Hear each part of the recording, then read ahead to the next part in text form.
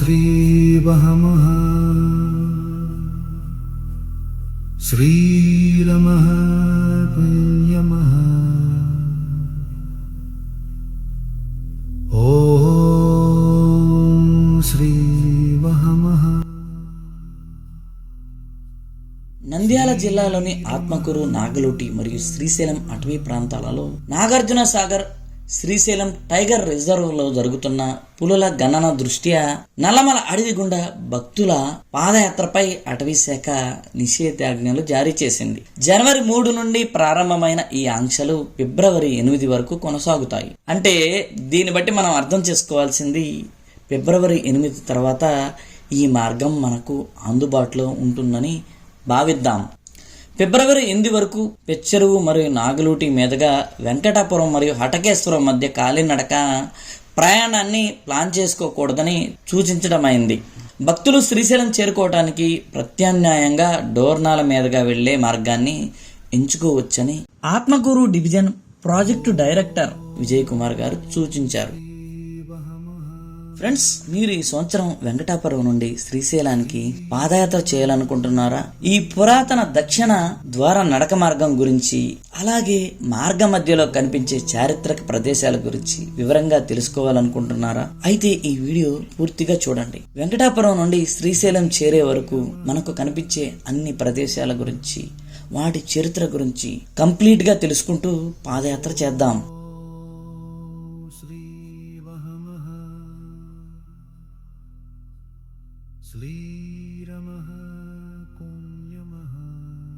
ఓం నమ శివాయ. భక్తికి పరీక్ష, సహనానికి శిక్ష, ప్రకృతి ఒడిలో ఒక పరవశం, అదే శ్రీశైలం పాదయాత్ర. అందరూ వెళ్లే దారి ఒకటైతే అడవి తల్లి సాక్షిగా క్రూర మృగాల మధ్య శివనామ స్మరణే తోడుగా సాగే ఈ యాత్ర ఎంతో సాహసోపేతం. పురాణాల ప్రకారం ఈ నల్లమల అడవుల్లో ఎందరో మునులు, సిద్ధులు తపస్సు చేశారని చెబుతారు. ఛత్రపతి శివాజీ మహారాజ్ సైతం ఈ మార్గంలోనే ప్రయాణించి మల్లన్నను దర్శించుకున్నారని చరిత్ర చెబుతోంది. ఇక్కడ ప్రతి రాయి ఒక శివలింగమే, అదేవిధంగా ప్రతి చెట్టు ఒక కల్పవృక్షం.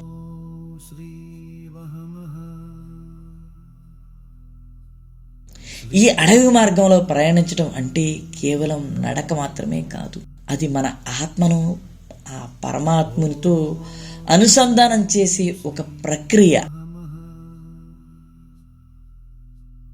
నల్లమల అంటేనే క్రూర మృగాలకు నిలయం. పులులు, చిరుతలు సంచరించే ఈ కీకారణ్యంలో చేతిలో ఒక కర్ర, నోట శివనామం తప్ప మరే రక్షణ ఉండదు. ఇక్కడ మనిషికి ప్రకృతికి మధ్య పోరాటం జరగదు, కేవలం ప్రకృతి పట్ల లొంగుబాటు మాత్రమే ఉంటుంది. రాళ్లతో నిండిన దారిలో పాదాలు కందుతున్న ఆ మల్లన్న పిలుపు వినగానే కాళ్లకు తెలియని శక్తి వస్తోంది. ఈ దారిలో వెళ్లే ప్రతి భక్తుడు ఒక యాత్రికుడు మాత్రమే కాదు, ఒక సాధకుడు. పూర్వం ఆదిశంకరాచార్యులు వారు ఇక్కడి ప్రకృతిని చూసి పరవశించి శివానందలహరిని రచించారని చెబుతారు.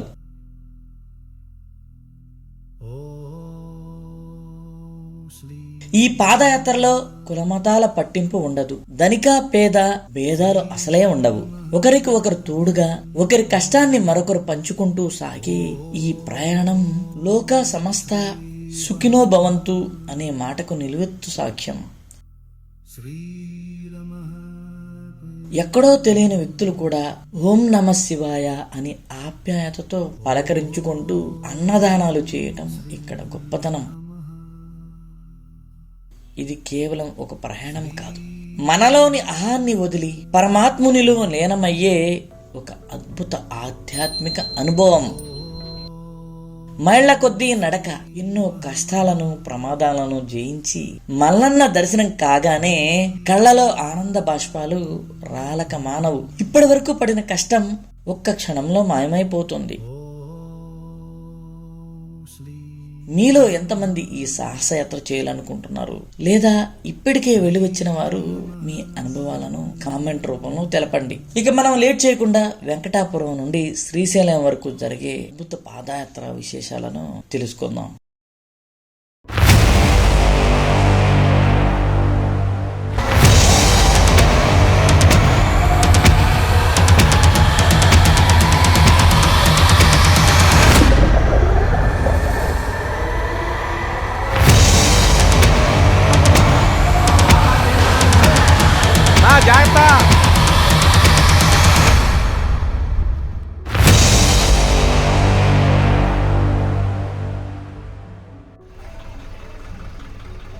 ఫ్రెండ్స్, ఇదే వెంకటాపురం. విజయవాడ నుండి వెంకటాపురంకు నేను ఉదయం 3:30 గంటలకే చేరుకున్నాను. వెంకటాపురంలో మనకు కావలసిన వస్తువులన్నీ 24 గంటలు లభ్యమవుతాయి. కాబట్టి మనం ఏమన్నా మర్చిపోతే ఇక్కడే కొనుక్కోవచ్చు.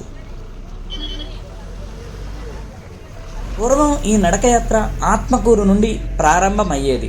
ఆత్మకూరు నుండి వెంకటాపురం వరకు దారి విశాలంగా కొంత చదునుగా ఉండేది. వెంకటాపురం నుండి దట్టమైన అడవి మొదలవుతుంది, కానీ నడక మాత్రం తేలిగ్గానే ఉంటుంది. 1830 జూన్ 15వ తేదీన ఆత్మకూరు నుండి శ్రీశైలానికి 15 మందితో ఏనుగుల వీరాస్వామి బయలుదేరారు. ఈ మార్గ మధ్యలో మనం కూడా ఆయన చెప్పిన విశేషాలన్నీ తెలుసుకుంటూ ముందుకు వెళదాం. దారి మధ్యలో ఆ రోజుల్లో రాధాపురము, కృష్ణాపురము, వెంకటాపురం, సిద్ధాపురం అనే గ్రామాలలో చెంచు వాళ్ళు ఇతరులు కలిసి ఉండేవారు.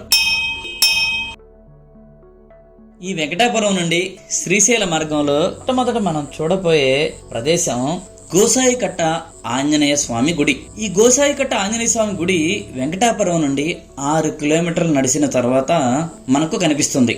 చీకటిగా ఉండటం చేత వెంకటాపురం నుండి ఈ 6 కిలోమీటర్లు ఉన్న దూరాన్ని వీడియో తీయలేదు.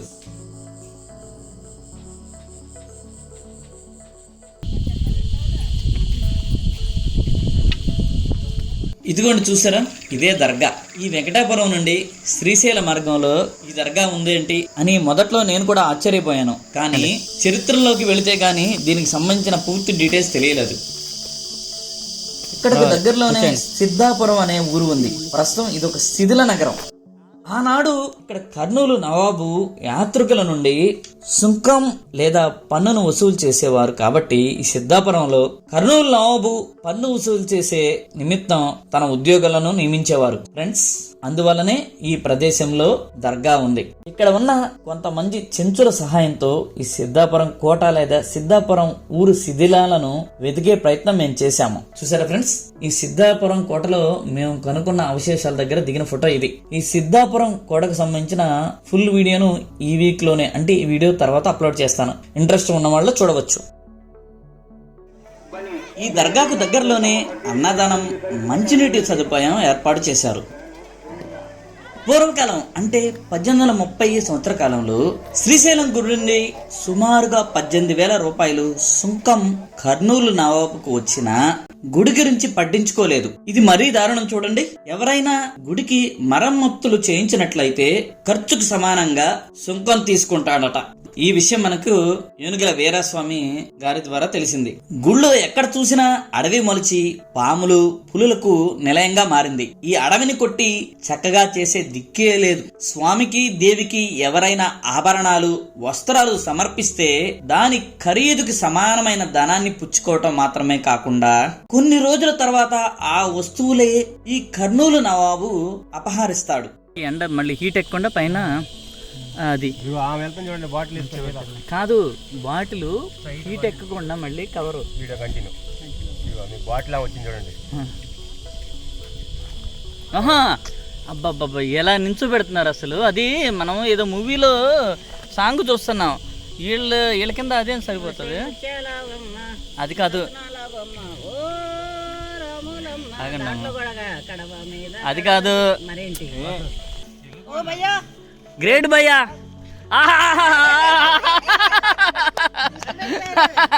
దిష్టు దిష్టు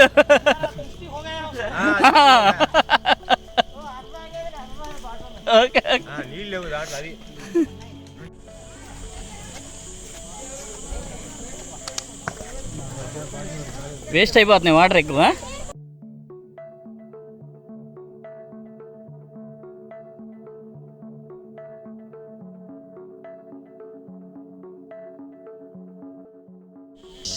బైర్లుటి నుండి 3 కిలోమీటర్ల దూరం నడిస్తే నాగలూటి చెంచుగూడెం దగ్గర ఉన్న నాగలూటి వీరభద్ర స్వామి ఆలయాన్ని చేరతాం. నల్లమలలో నాగలూటి గుడి శ్రీశైల ముఖద్వారంగా ప్రసిద్ధి చెందింది. శివుని గణాలలో ప్రథముడైన వీరభద్రుడు క్షేత్రపాలకుడు.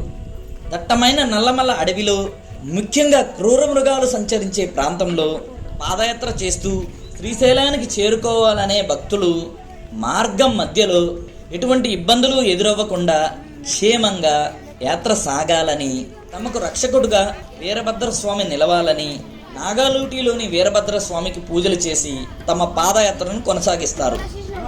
మహాశివరాత్రికి మన తెలుగు ప్రజలు లక్షలాదిగా శ్రీశైలానికి తరలివస్తారు.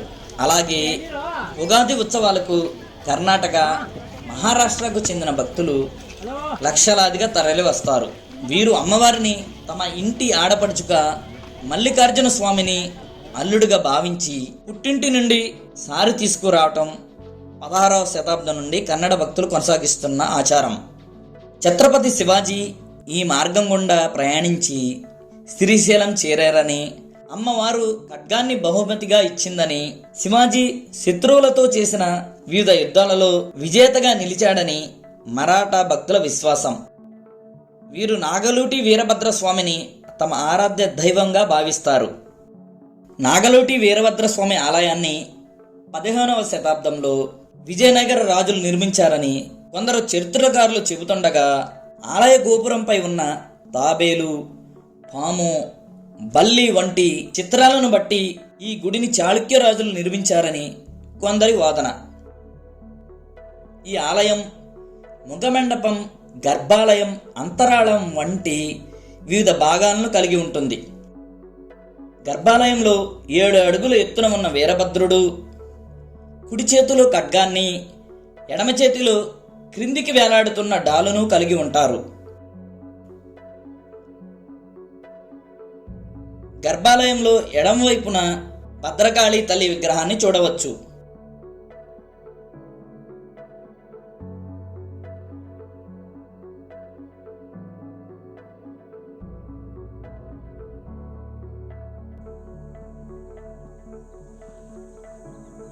ఆలయానికి తూర్పు వైపున శిథిలావస్థలో ఉన్న రాజగోపురం, దానికి ముందు 18 స్తంభాల మండపం ఉంది. నంది అమ్మ చాలా పెద్ద నంది కాదు, చాలా పెద్ద నంది, చాలా అందంగా ఉంది అది. కార్తీక్ ఎంత పెద్ద నందో, చాలా బాగుంది కదా, చాలా పెద్ద నంది. అన్నీ పగలు తెప్పేశారు, అన్నీ పగలు కొడుతున్నాయిలే.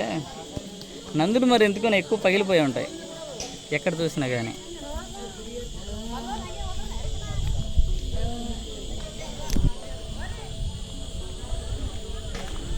ఏంటంటే ఇక్కడ ఈ టెంపుల్కి వచ్చిన వాళ్ళకి వాటర్ ఫెసిలిటీ కోసం దిగుడు బావి ఇక్కడ. ఇంకా ముందుకెళ్తే చిన్న కోనేరు లాగా ఉంటాయి ఇక్కడ, ఎప్పుడు వాటర్ ఉంటాయి. ఈ నాగలూటి గుడి పూర్వకాలం భక్తులకు రాత్రి బస చేయటానికి, అలాగే విశ్రాంతి తీసుకోవటానికి అనువైన ప్రదేశంగా ఉండేది. అదే విధంగా యాత్రికులకు మంచినీటి సౌకర్యార్థం ఈ గుడి దగ్గర ఒక మంచినీటి బావి ఉంది. చూసారా ఫ్రెండ్స్, ఇది ఇప్పుడు పాడుబడిపోయి ఉంది. ఈ వీరభద్ర స్వామి గుడికి ఒక జంగం దేవర ఆత్మకూరు నుండి వారానికి 2 సార్లు వచ్చి పూజలు చేసి పోతుంటారట. ఇది 1830వ సంవత్సరంలో ఉన్న పరిస్థితి. ఏనుగుల వీరస్వామి గారు కూడా 1830 జూన్ 15వ తేదీన ఇక్కడ మధ్యాహ్నం భోజనం చేసుకుని పిచ్చరువుకి 2 గంటలకు బయలుదేరారు. ఈ వీరభద్రస్వామి గుడి నుండి ఒక 5 నిమిషాలు ముందుకు వెళితే అక్కడ 2 కోనేర్లు ఉన్నాయి. ఆ కోనేర్లు వద్దనే ఉచిత అన్నదానం, అలాగే మంచినీటి సౌకర్యాలు ఏర్పాటు చేశారు. అదే విధంగా యాత్రికుల సౌకర్యార్థం ఇక్కడ ఒక మెడికల్ క్యాంప్ కూడా ఏర్పాటు చేసి ఉంది. చూసారు కదా ఫ్రెండ్స్, అక్కడ అంబులెన్స్ కూడా ఉంది కదా ఫ్రెండ్స్. అందరూ ఇక్కడ భోంచేసి ఇక అసలైన అంటే ఈ వెంకటాపురం టు శ్రీశైలం నడక యాత్రలో మొట్టమొదటి అసలైన నడక యాత్రను, అంటే కొంచెం డిఫికల్ట్ అయిన నడక యాత్రను ఇక్కడి నుంచి ప్రారంభించబోతున్నాం. భోంచేసిన తర్వాత ఇక్కడ నుంచి కొంచెం ముందుకు వెళితే అక్కడ చూసారు కదా ఫ్రెండ్స్, రెండు అద్భుతమైన కోనేరులు కనిపిస్తున్నాయి.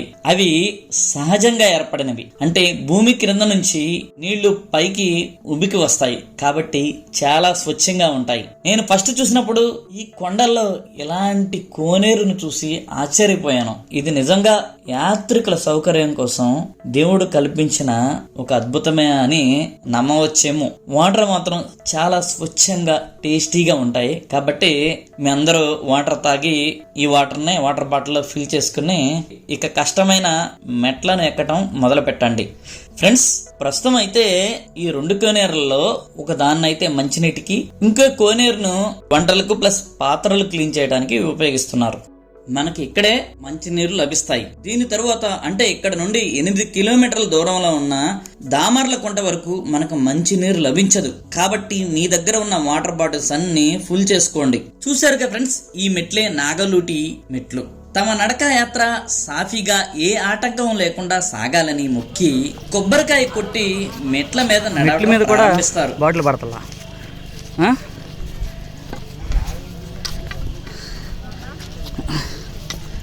ఇంత బ్యాలెన్సింగ్ వెళ్తున్నారు.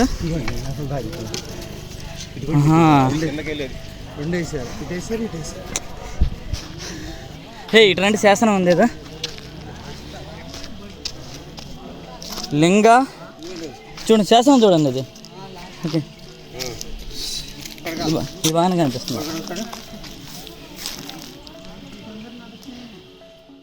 శాసనం మెట్ల మీద ఏమండి, ఇది మనం ఏది శాసనం ఏంటది మొక్కుకుంటే అది మెట్లు వేయించేవాళ్ళు కదా పూర్వకాలం, రాళ్ళు వేయించేవాళ్ళు. ఫ్రెండ్స్, ఈ మెట్లను 14వ శతాబ్ద కాలంలో రెడ్డి రాజులు నిర్మించారు. శ్రీశైలానికి ఉన్న 4 ద్వారాలలో ఇలాంటి మెట్లను యాత్రికుల సౌకర్యార్థం నిర్మించారు. ఈ 4 ద్వారాలలో 14 చోట భక్తుల నుండి సుంకం వసూలు చేసేవారు. ఈ వెంకటాపురం టు శ్రీశైలం పాదయాత్రలో 2 చోట్ల సుంకం వసూలు చేసేవారు. ఈ మెట్లకు గాను మనం ఇంతకు ముందు చూసిన సిద్ధాపురం వద్ద యాత్రికుల వద్ద నుంచి ఒక అణా వసూలు చేసేవారు. అదే విధంగా పెద్ద చెరువు దాటిన తర్వాత ఉన్న మెట్లైన భైరవ మెట్లకు గాను పెద్ద చెరువులో ఒక అణా సుంకం వసూలు చేసేవారు. ఈ సుంకాన్ని 1830వ సంవత్సరంలో కర్నూలు నవాబు వసూలు చేసేవారని మన ఏనుగుల వీరాస్వామి గారు చెప్పారు. అదేవిధంగా వీరాస్వామి గారు నాగలూటి వదిలింది మొదలు 3 కిలోమీటర్ల దూరం కష్టమైన కొండ ఎక్కుడు దిగుడుగా ఉంటుంది. అదేవిధంగా మెట్లు బాగా కట్టించి ఉన్నాయని, ఈ 3 కిలోమీటర్లు కొంచెం ప్రయాస అయినా అవతలి ప్రక్క 6 కిలోమీటర్లు ఎక్కడం దిగటం లేకపోయినా దోవ రాతిమయం. దోవకి ఇరుపక్కల దట్టమైన అడవి ఉందని అన్నారు. అదేవిధంగా నాగలూటి మెట్ల మార్గంలో మెట్లను ఎక్కటం కొంచెం కష్టం కాబట్టి మొదట్లోనే ఇట్లా ఉంది, ఇంకా ముందు ఎట్లుంటుందో అనే అధైర్యం అనిపిస్తుంది అన్నారు. మెట్ల మార్గం మధ్యలో కొన్ని చోట్ల యాత్రికుల సౌకర్యార్థం ఇలాంటి మండపాలను రెడ్డి రాజులు నిర్మించారు. ఇలాంటి మండపాలు శ్రీశైలానికి ఉన్న 4 మార్గాల్లో ఉన్నాయి. అంటే తూర్పు ద్వారంలోను, ఉత్తర ద్వారంలోను, పశ్చిమ ద్వారంలోను ఇలాంటి మండపాలను మన వీడియోలో ఆల్రెడీ మీరు చూశారు కదా. ఉత్తర ద్వారంలో ఉన్నటువంటి మిద్దెల గుడి అయితే ఇప్పటి వరకు 2 మిలియన్ల మంది చూశారు. Thank you friends. కాకపోతే మిద్దెల గుడి మండపంలో శివలింగం కూడా ఉంటుంది. మన ఫ్రెండ్స్ ఎంతో మంది అక్కడికి ఎలా వెళ్లాలో కొంచెం డీటెయిల్స్ చెప్పండి అని అడిగారు. కానీ ఫ్రెండ్స్, అక్కడికి వెళ్లి ప్రాణాలతో తిరిగి రావటం అంటే అదృష్టం ఉండాలి. ఇక్కడ అన్ని పులులే, ఆల్రెడీ మీరు వీడియోలో చూశారు కదా, చాలా కష్టం ఫ్రెండ్స్. కాబట్టి నేను ఆ డీటెయిల్స్ ను మీకు ఇంతవరకు చెప్పలేదు. మీలో ఎవరన్నా మిద్దెల గుడి వీడియో చూడకపోతే దయచేసి చూడండి. శ్రీశైలానికి ఉన్నటువంటి ఈ 4 ద్వారాలలో మనం ఇప్పుడు చూస్తున్న వెంకటాపురం టు శ్రీశైలం నడక యాత్రలో ఉన్నటువంటి అన్ని అద్భుతాలు మిగిలిన 3 ద్వారాలలో కూడా కనిపిస్తాయి. మీరు కూడా మన ఛానల్లో ఉన్నటువంటి ఆ 3 ద్వారాలను చూసి ఆలగర్భంలో కలిసిపోతున్న ఆ చరిత్రను తెలుసుకుంటారని మనవి. కూలిపోయిందిలే, ఇది చాలా పెద్దదై ఉంటుంది, అంటే చాలా వెడల్పుగా ఉంది కదా, కాబట్టి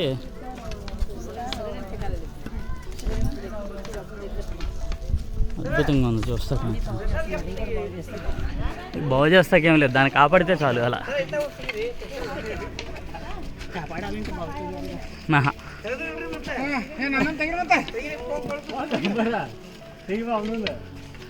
అయిపోయింది. బాగు చేయటం కూడా కుదరదు, అది కదిపితే పడిపోతుంది. మంచి శిల్పాలు ఉన్నాయి దానిపైన.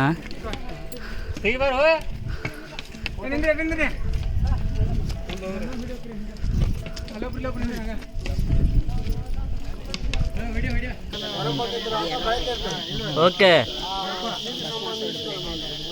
భస్మాసురుడు శివుడిని భస్మ చేస్తాకి ప్రయత్నించే ఘట్టం అది అక్కడ చెక్కారు, అంతే కదా. శిల్ప సంపద చాలా ఉంది ఇక్కడ, చాలా శిల్పాలు ఉన్నాయి దీనిపైన.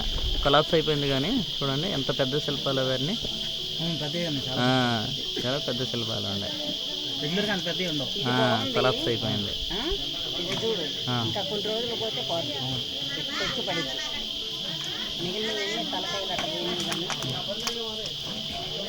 మన ముంబై గారు భలే చూసారు.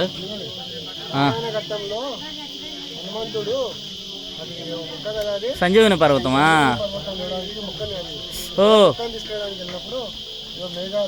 ఓకే, చేతిలో పర్వతం, సంజీవని పర్వతం. అబ్బా భలే చూసారండి. అసలు ఎలా పాసిబుల్ కాదు, ఎంతైనా కష్టమైన మెట్లు కొండలు ఇవన్నీ అది ఎక్కేస్తున్నారు, అది పెట్టుకుని. ఫస్ట్ ద్వారం దాటాం, రెండో ద్వారం వైపుకి వెళ్తాం అనమాట. రెండో ద్వారం వైపుకి హైట్ ఏమి ఉండదు, ప్లెయిన్గానే ఉంటుంది, ఈజీగా దారి. మనం ఫస్ట్ ద్వారం నుంచి సెకండ్ ద్వారంకి వచ్చాము. ఇదే సెకండ్ ద్వారం అనమాట, సెకండ్ గాలి గోపురం. ఇది ఆల్మోస్ట్ కొలాప్స్ అయిపోయింది. అంటే ఫస్ట్ గాలి గోపురంలో విగ్రహాలు అవన్నీ ఉన్నాయి, కాకపోతే దీని మీద అది లేదు, కానీ పెద్దదే అయి ఉండొచ్చు. కొలాప్స్, ఇది కంప్లీట్ కొలాప్స్ అయిపోయింది.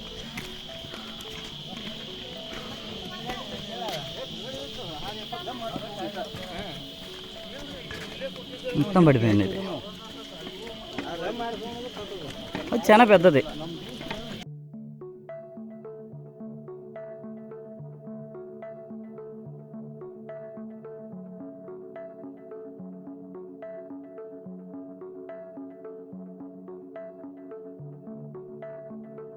ఈ వెంకటాపురం నుండి 15 కిలోమీటర్ల దూరంలో ఉన్న నాగలూటి వీరభద్రస్వామి గుడి దగ్గర కొంతసేపు విశ్రాంతి తీసుకుని తరువాత నాగలూటి గుడి మెట్లు ఎక్కి ముందుకు వెళితే వెదురు అడవిలోకి చేరతాం. ఈ వెదురు అడవిలో పుచ్చకాయలు అమ్మేవాళ్ళు, అలాగే బజ్జీలు, ఇతర తినుబండారాలను అమ్మేవాళ్ళు అక్కడ చాలా మంది ఉంటారు.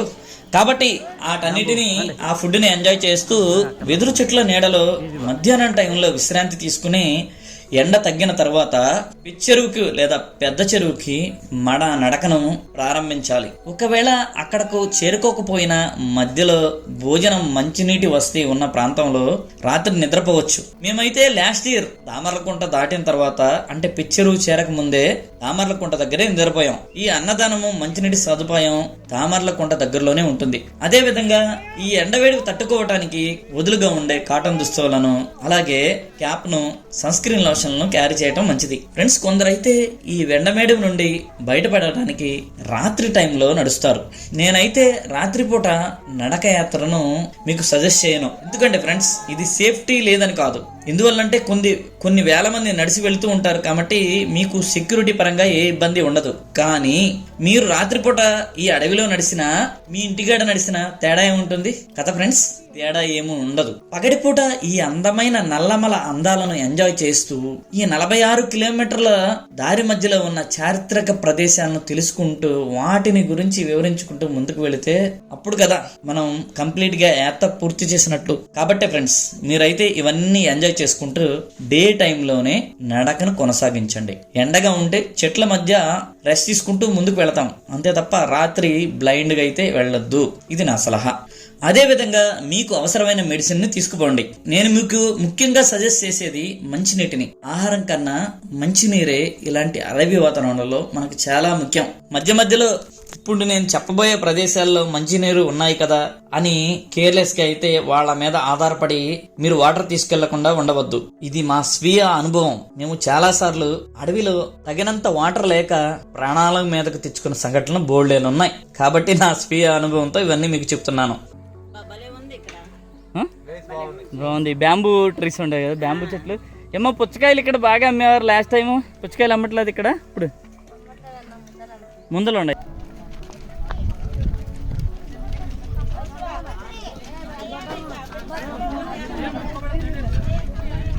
ఓకే, బాగుందా? బాగుందా? Super, tasty. మరి అంత టేస్ట్ లేదు, అంత లేదా? అవునా, పోయింది. అమ్మో, సాల్ట్ చూడు ఎంత తీసుకుంది మీద, ఫుల్ చల్లింది. ఇది బాగుంది, ఇది సూపర్గా ఉంటుంది టేస్ట్. ఇది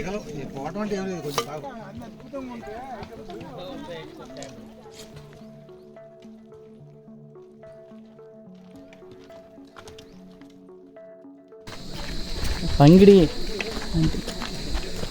కోచింగ్ క్యాంప్. పంగిడి అంట, పంగిడి బీచ్, ఊరి పేరు పంగిడి.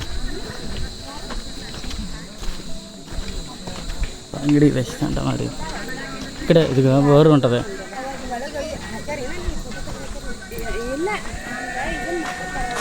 బోరు ఉంటుంది. మనం కడుక్కుందామా? ఇరిగిపోయింది అదిగా వచ్చినట్టు నాలుగుంటా.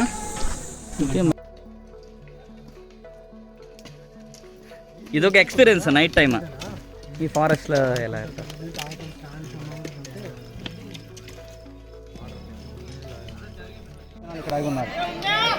ఓన్లీ వాటర్ కోసం కావండి. ఇప్పుడు మనకు అన్ని వాటర్ పాయింట్లు పెట్టిన వాళ్ళు ఇక్కడ ఎందుకు పెట్టలేదు? రోడ్డు ఫెసిలిటీ కూడా ఉంది కదా. అంటే మధ్యలో అమ్మట్లా ఎందుకున్నాను అమ్మపోయినా అక్కడ ఫ్రీగా ట్యాంకర్లు పెట్టారు. ఇటు ఎందుకు పెట్టలేదు ట్యాంకర్స్? అక్కడ వాటర్ బోర్ ఉంది. వేదాద్రి గారు అప్పుడు మీరు తాగితే వాటర్ బాగాలది ఒక రకంగా ఉండే, చూసారా? అవి గొంతుకు పాడేది అలా ఉండే వాటర్. వాటి కోసం ఎగబడుతున్నారు జనం. కాకపోతే ఏంటంటే ఇక తప్పదు కదా, లేకపోతే పెడతారేమో అనుకున్నా. అంటే ఏమి లేకపోతే మనమైనా తాగేవాళ్ళం, కానీ మనం లక్కీగా వాటర్ అయితే మిగిల్చుకున్నాం. పట్టుకున్నారు ఆ కాంపిటీషన్లోకి వెళ్ళి తెచ్చారు వాటర్. పట్టుకొచ్చారు. వెళ్ళిపోతాం వాళ్ళకి. అవును, అమర్నాథ్ ఏముంది మేడం, ఎంత ఉండదు, ఫ్రీ ఉంటుంది కొంచెం. జనాలు ఇంత క్రౌడా వేదాద్రి గారు ఇక్కడ లొకేట్ అయ్యారేంటి భోజనాలకా?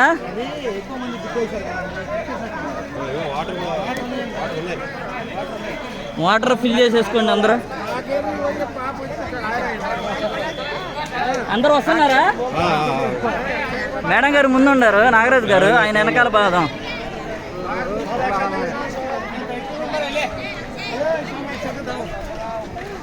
ప్రజెంట్ నైట్ 10 అయింది. ఆహా, భలే ఉందిలే ఇక్కడ భోజనాలు కూడా. అమ్మో, క్యూ ఇది మీల్స్ క్యూనా? పిక్చర్లో చేద్దామా? లేకపోతే ఏం చేస్తారు? లేకపోతే ఏమైంది, ఉన్నాయి తింటాం లోపల.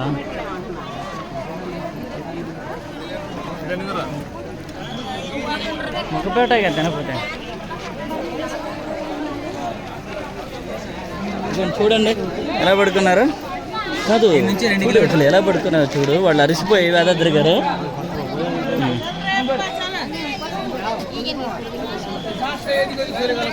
వావ్, మీల్స్ కోసం క్యూ అది. ఇక్కడ డ్రింకింగ్ వాటర్, ఫస్ట్ వాటర్ పట్టుకోవాలి. చూసారు ఎలా ఉంది ఏరియా. ప్రజెంట్ నైట్ 10 అయింది. నేను కూడా నా రెండు వాటర్ బాటిల్ ఫిల్ చేసేస్తాను. ఈ రాత్రి మేము పడుకోవాల్సిన ప్రదేశం పెద్ద చెరువు, కానీ శిథిల నగరమైనటువంటి సిద్ధాపురాన్ని చూడటానికి, సిద్ధాపురం కోట ఆ శిథిలాలను కనిపెట్టడానికి మాకు చాలా టైం పట్టింది. కాబట్టి బాగుంది, కొంచెం ఆ లుక్ కనిపిస్తుంది. ఈ రాత్రి పెద్ద చెరువుకు చేరుకోలేము. పెద్ద చెరువుకు 2 కిలోమీటర్ల దూరంలో ఇక్కడ పడుకుంటున్నాము.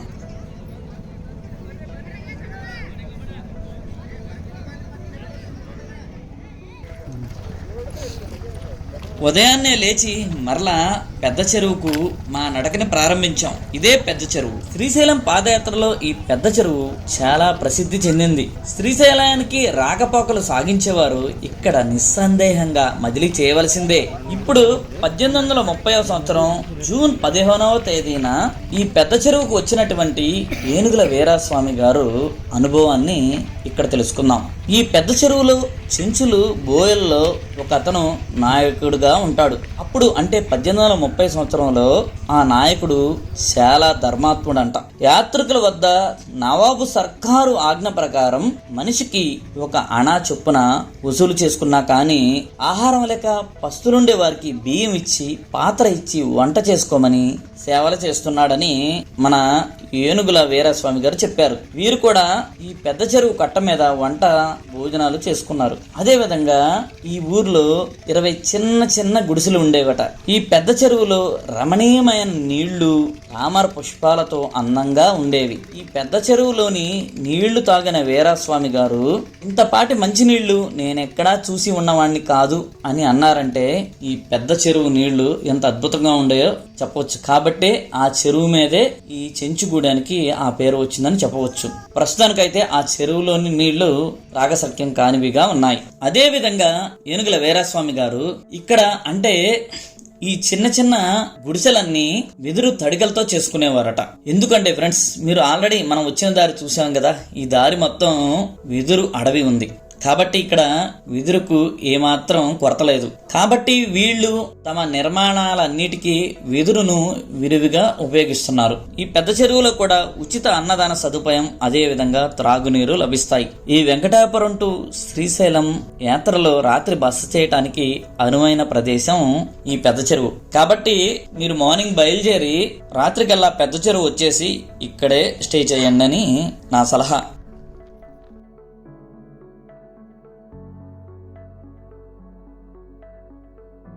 పెద్ద చెరువు దాటగానే ముందుగా మనకు భైరవ మెట్ల మార్గం కనిపిస్తుంది. ఇక్కడ ఉన్న భైరవ స్వామికి మొక్కి తమ శ్రీశైల యాత్ర ఏ ఆటంకం లేకుండా సాగాలని నడకను ప్రారంభిస్తారు.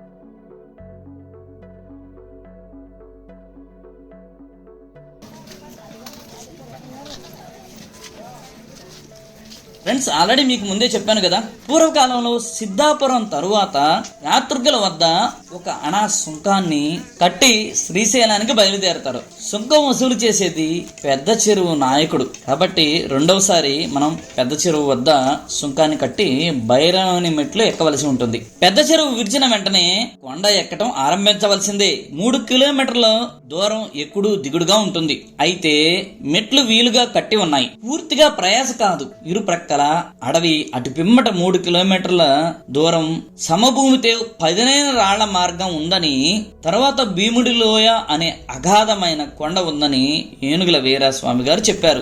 ఇప్పుడు మనం అదే మార్గం నుంచి నడుస్తున్నాం.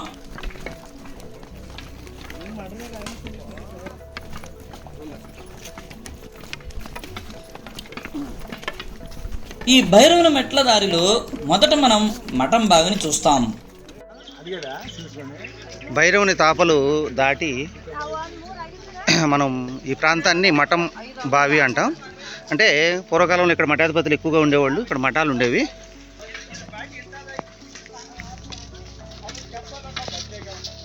నీటి అవసరాలు తీర్చడానికి ఇక్కడ ఒక బావి ఉందండి. చూడండి, ఇదే మఠం బావి. అంటే మొత్తం కూడిపోయింది. అంటే చెప్పే కదా, మనం ఎంటర్ అవగానే క్లైమేట్ తెలిసిపోతుంది. చూడంగా నేను చెప్పిన అవును, కోరికలు అవును, ఇక్కడ క్లైమేట్ అలా ఉంటుంది అంతే. చూసారా, అన్నీ ఇలా ఇలా పెట్టుకుంటారు అంతా.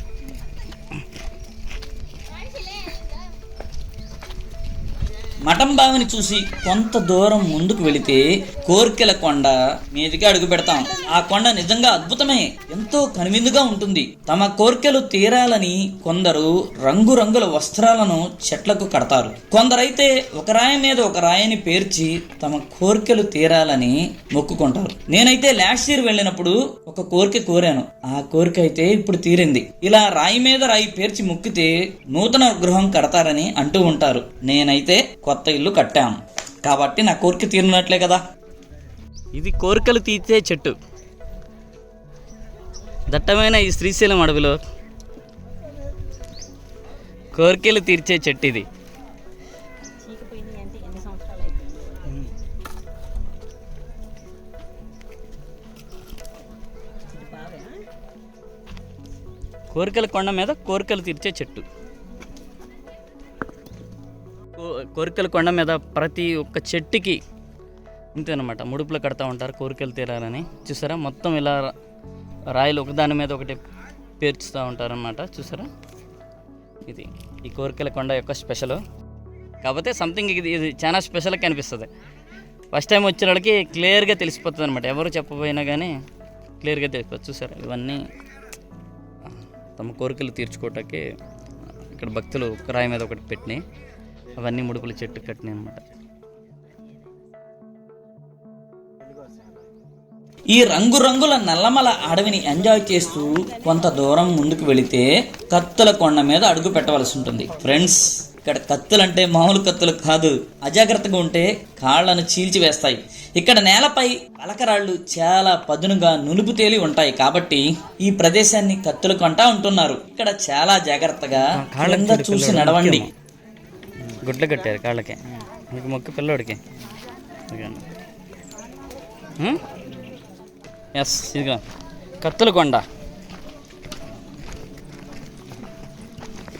పలకరాళ్ళు ఇక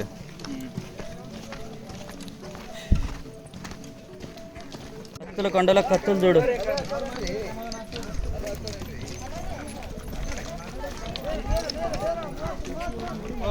ఇదివరకు చెప్పులు లేకుండా వచ్చేవాళ్ళు కానీ కోసుకుపోయాయి. షార్ప్గా ఉండే కదా, మనకైనా తెగుతాయి. ఎడ్జెస్ షార్ప్గా ఉన్నాయి.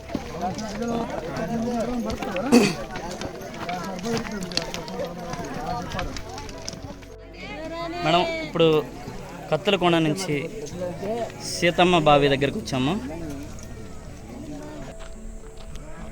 ఇదిగోండి, ఇదే సీతమ్మ బావి. కొన్ని వందల సంవత్సరాల కింద నుంచి ఉంది. చాలా పురాతనమైన బావి ఇది. ఇదిగో ఇటు ఇటు సపోర్ట్ తీసుకుంటే కర్ర సపోర్ట్ తీసుకుంటే హోల్స్లో పెట్టాల్సిందే. కాకపోతే స్టెప్స్ వెళ్ళే కాకుండా రెండు చాలా లెంత్ ఉంది. వర్షాకాలం ఫుల్గా ఉంటాయి, ఇప్పుడు ఎండిపోతాయి.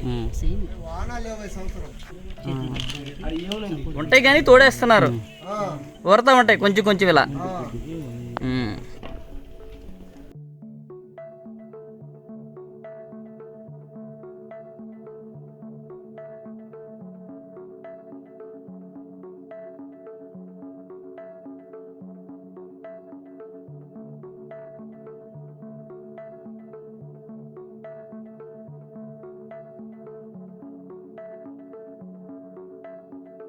ఎవరమ్మా? ఎవరు ఎవరు ఇది? ఎవరేనా?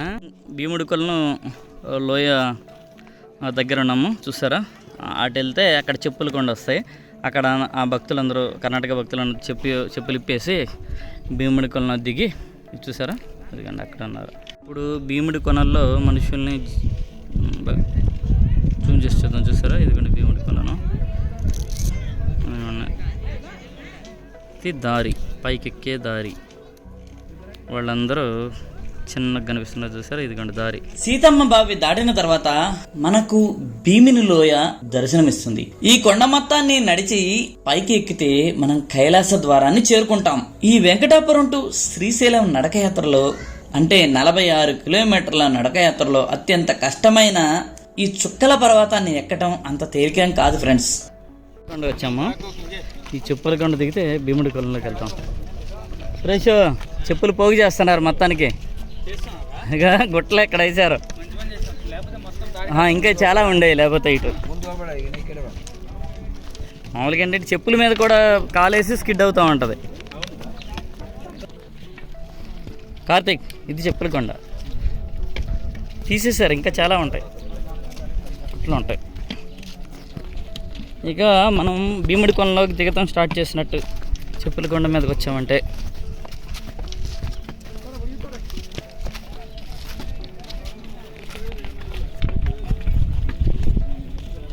మన చెప్పుల మీదకి వెళ్తున్నారు ఆయన.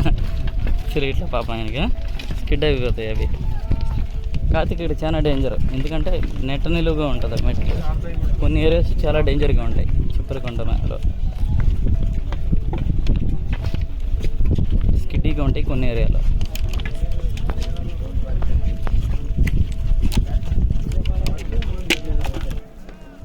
చూసారు చెప్పుల కొండ, ఇదే చెప్పుల కొండ మొత్తం. భక్తులు తమ చెప్పులను ఇక్కడ విప్పి ఒట్టి కాళ్లతోనే భీముని లోయలోనికి దిగి ఎంతో పవిత్రమైన కైలాస ద్వారాన్ని చేరుకుంటారు. అందువల్ల ఫ్రెండ్స్, ఇన్ని లక్షల చెప్పులు ఇక్కడ ఉన్నాయి. మెయిన్ వే అటు వెళ్ళి చాలా కిందకి వెళ్ళాలి. అది ఈ మధ్య ఏంటంటే కొందరు ఈ షార్ట్ వే వేసినట్టుంటారు. ఇదేంటంటే అన్అఫిషియల్ వే అనమాట. ఇది కొంచెం స్కిడ్డీగా ఉంటుంది, చాలా డేంజర్ వే. చాలా తొందరగా వెళ్ళొచ్చని ఈ షార్ట్ దారి వస్తున్నారు, కాకపోతే స్కిడ్ అవుతుంది, కొంచెం కేర్ఫుల్గా వెళ్ళాలి. నేను ఈ షార్ట్ వేను యూజ్ చేస్తున్నాను. మేడం వచ్చేస్తే అందరూ వెళ్తున్నారు, అంటే లేడీస్ కూడా వెళ్తున్నారు కదా, అంతే.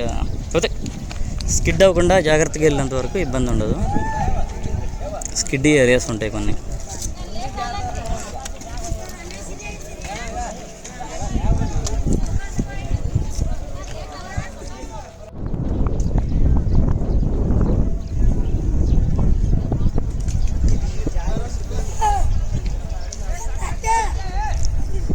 కూర్చొని రమ్మా.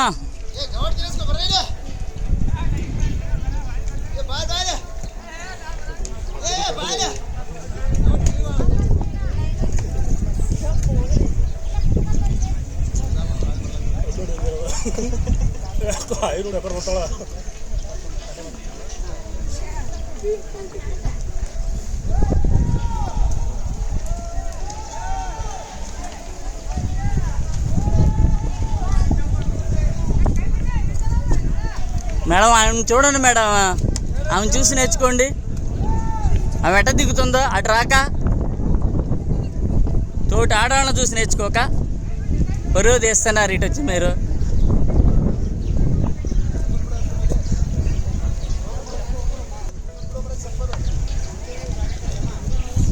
ఆమె చూడండి ఎట్ట దిగుతుంది, ఎంత చక్కగా దిగుతుందో. బరువే అంతే, హ్యాండ్స్ మీదే ఆ రెండు చేతుల మీద అంతే. అదే సురేష్ ఇటు వచ్చాయి. మేడం మీరొద్దు, ఇటు మీరొద్దు.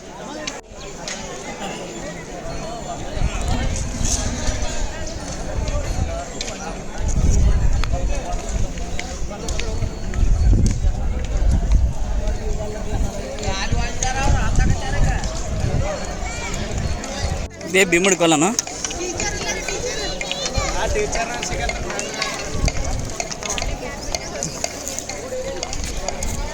ఇదే భీముడి కొలను, చాలా డెప్త్ ఉంటుంది ఇది. భీముడిని చూడకుండా వెళ్ళిపోతారా భీముడి కొలను దగ్గరికి వచ్చి? చాలా డెప్త్ ఉంటుంది ఇది. ఇప్పుడు ఎనీ టైం వాటర్ ఉంటాయి చూసారా. అంటే మామూలుగా రైనీ సీజన్లో ఫుల్ అయిపోతుంది ఇది. వాటర్ మొత్తం ఫ్లోట్ అవుతుంది, బాగుంటుంది రైనీ సీజన్.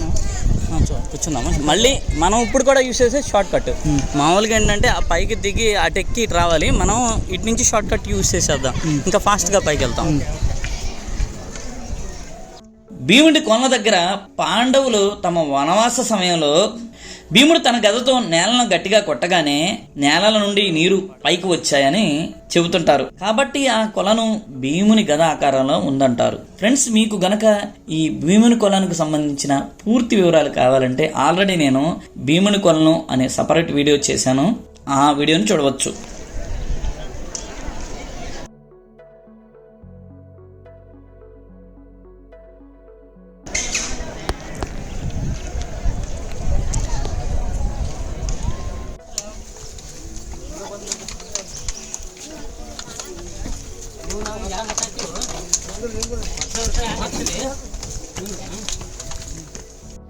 చుక్కల పర్వతం మీద ఉన్న కైలాస ద్వారాన్ని ఎక్కాలంటే 2 కిలోమీటర్ల దూరం 7 మలుపులు 2000 మెట్లను ఎక్కుకుంటూ కైలాస ద్వారాన్ని చేరుకోవాలి.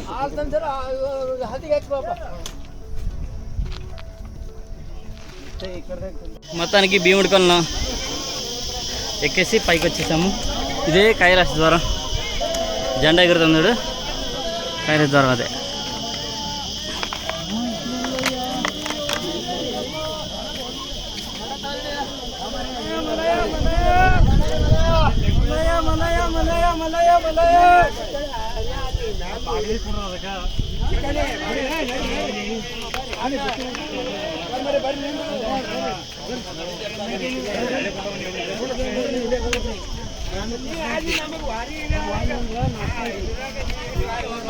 మొత్తానికి మనం కైలాస ద్వారాన్ని చేరుకున్నాం కాబట్టి ఇక మన కష్టాలన్నీ తొలగిపోయినట్లే.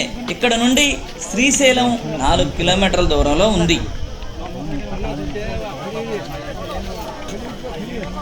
కైలాస ద్వారం వద్ద కూడా ఉచిత అన్నదాన సదుపాయం ఏర్పాటు చేశారు.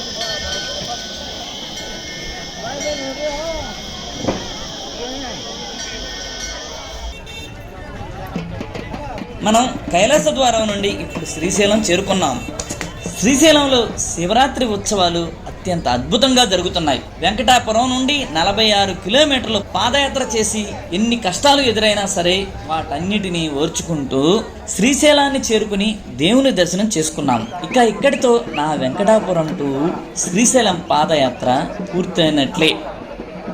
Thank you friends, thank you for watching. ఈ వీడియో మీకు నచ్చినట్లయితే లైక్ చేయండి, షేర్ చేయండి, సబ్స్క్రైబ్ చేయండి.